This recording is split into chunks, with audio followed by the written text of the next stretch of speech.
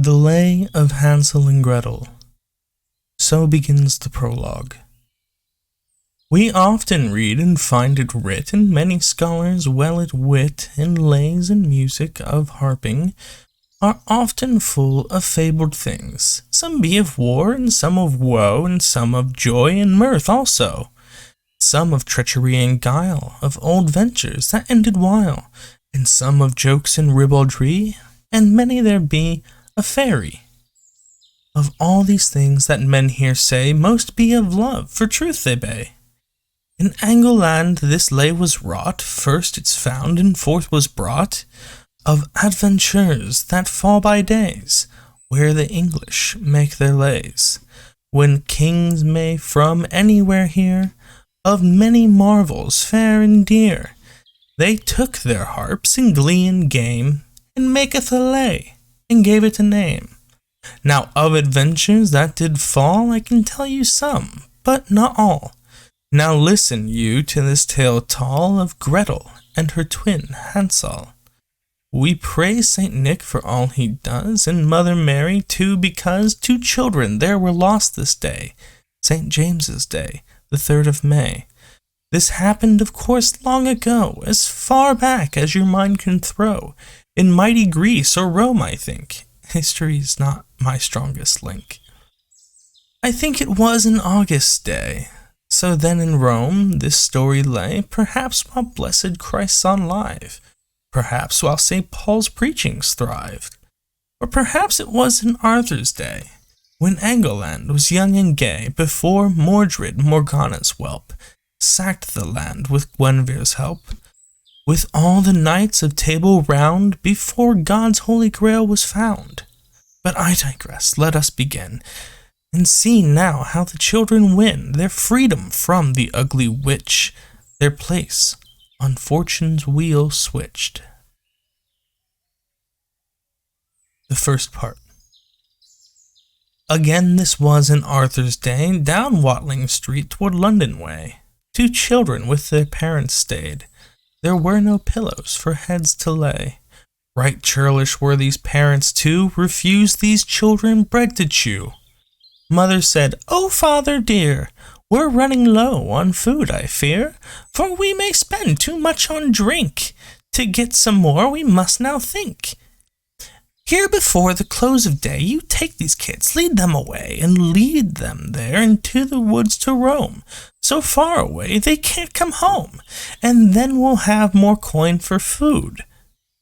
As you can see, these folk were rude, and so then Paul did grab the 2, and loaf of bread for them to chew. By hand he led them to the wood.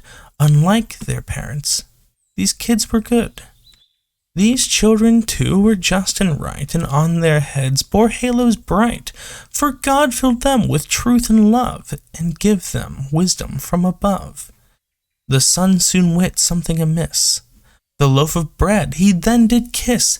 "Thank you, Lord God, here for this gift."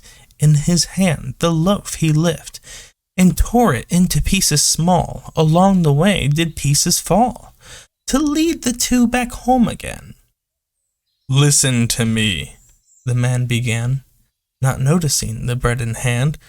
"Listen now, for here's the plan. It's time for you to earn your keep. A bird from here you 2 must reap. But this is not just any bird. A snipe, I believe, is the word. It lives somewhere in this here wood, and you would please us if you would return home with this bird in hand. It has much meat. It would be grand." With that said he walked away. He left then at the close of day. The sun behind horizon hides, wind blows cold winds of Maying tide. Wanting not to disobey, they thought to make this bird their prey. Used them then their loaf of bread. Behind trees they hid their head, waiting for the bait to bring the bird whose voice they hear not sing. Soon after, asleep their heads let fall, until awoken by a call. A sound that they had never heard, so they assumed It was their bird. For all the breadcrumbs now were gone. They worried that their phone had won. But then they heard it call out free behind the branches of a tree. A willow hid the bird from view, so through the branches went the two. The second part. As the two children burst through branch, both their faces then did blanch. Before them on the ground were crumbs, but not a bird to peep or hum. Then through the brush they thought they heard the darned elusive ruddy bird.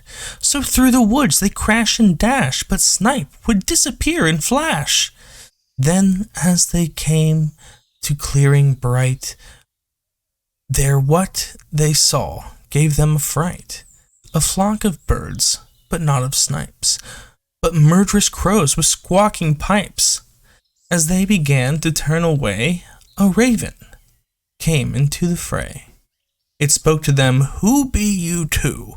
And better both you answer true, for I believe you seek something, and I may help, for I am keen.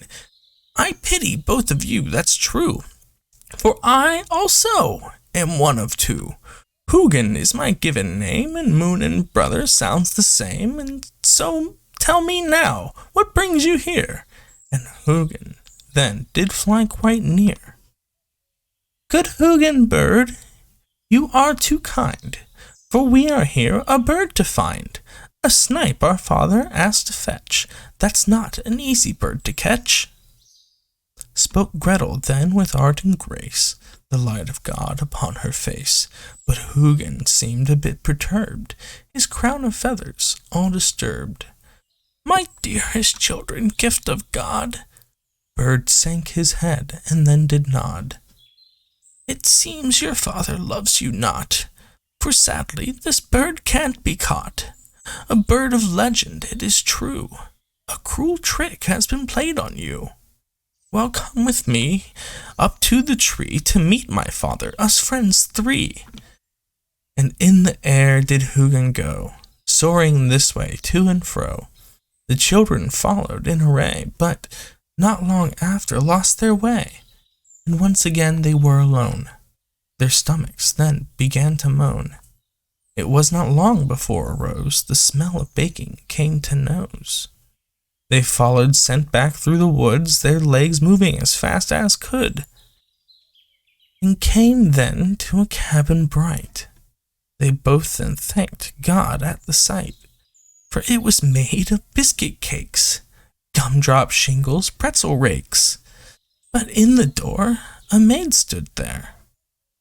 "Come, enter, children, don't beware. Enter of your own free will, and you can stay and eat until you're full as you could ever be, and you can keep me company."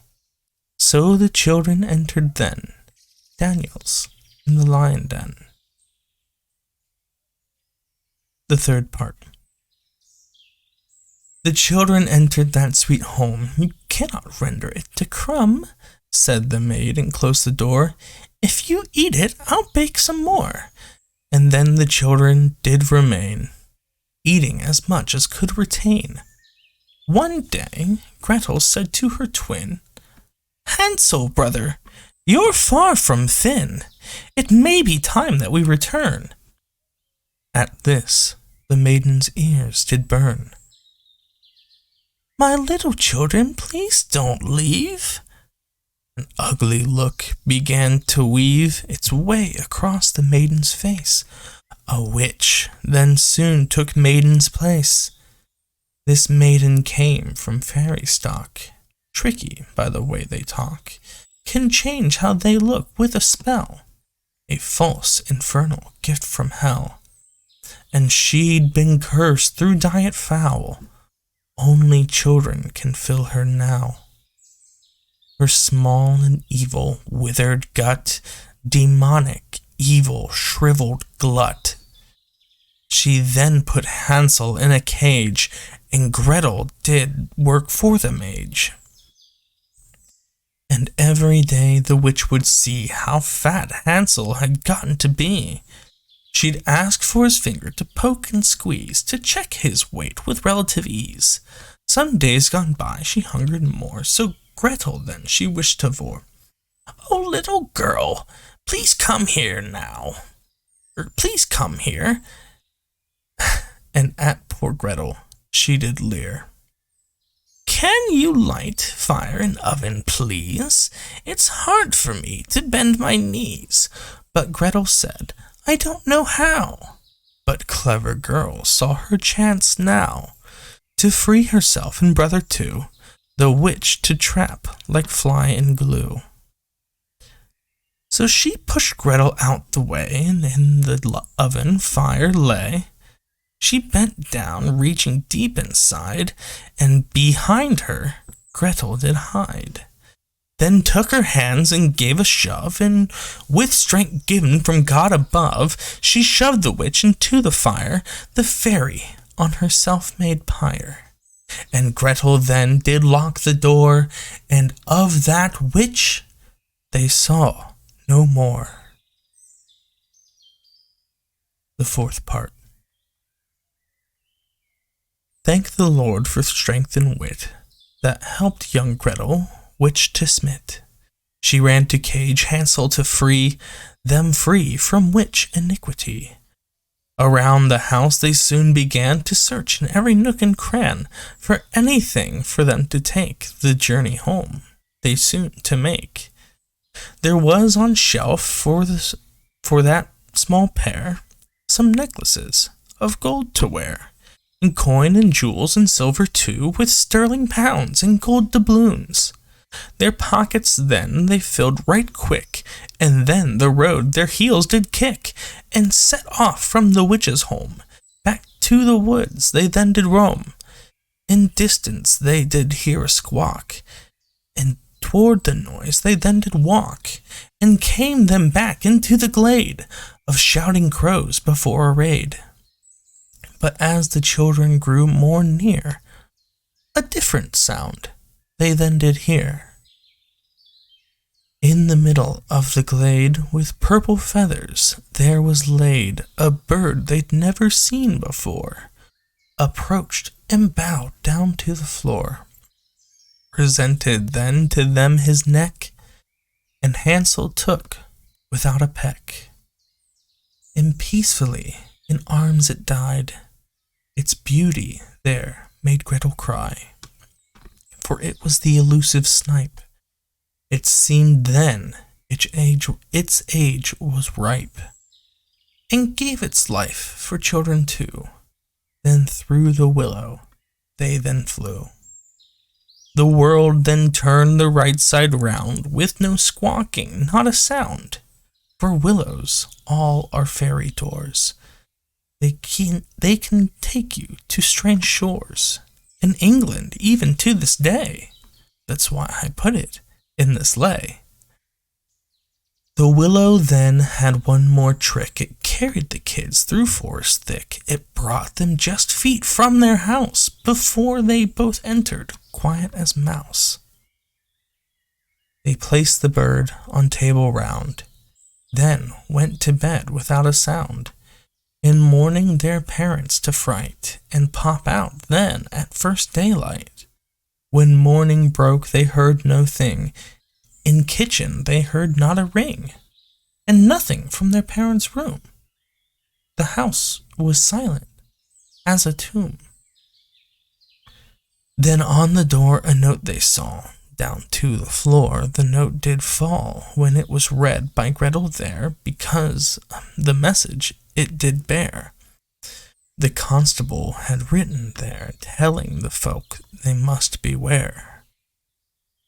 That devils once possessed this place, 2 folks disgracing human race. In prison then for what they'd done, their actions by God have been shunned. These 2 did cook and eat their kin, their small children, both meek and thin. So for that their crime they lost their heads. It'd been 3 weeks since they'd been dead. God keep these children and their souls, and parents rest in Satan's hole. The children saddened by this news, quite sad their parents they did lose. Though good parents they were not, they don't think they deserved their lot. The children then went from that place to do some penance for parents' disgrace, and to the church the two did go to thank God for their lot also.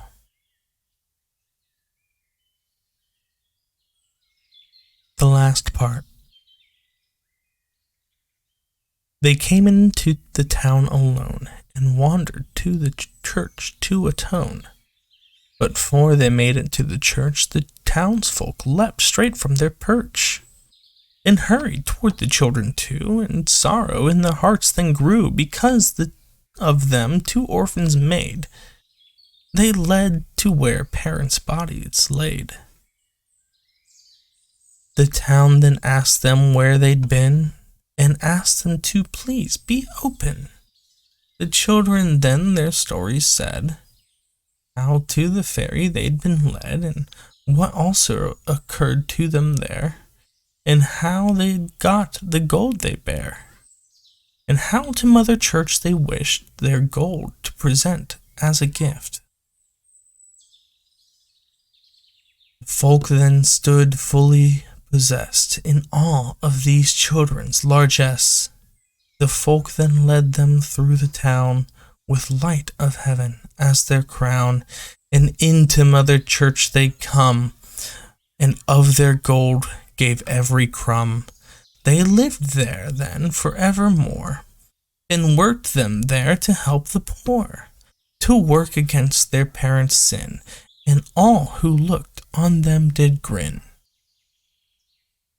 Harpers in England after then had heard how this marvel began. This lay, Hansel and Gretel, is called. Good is the lay, and loved by all. Thus come these two twins into care. God grant us all be well and fair. Amen.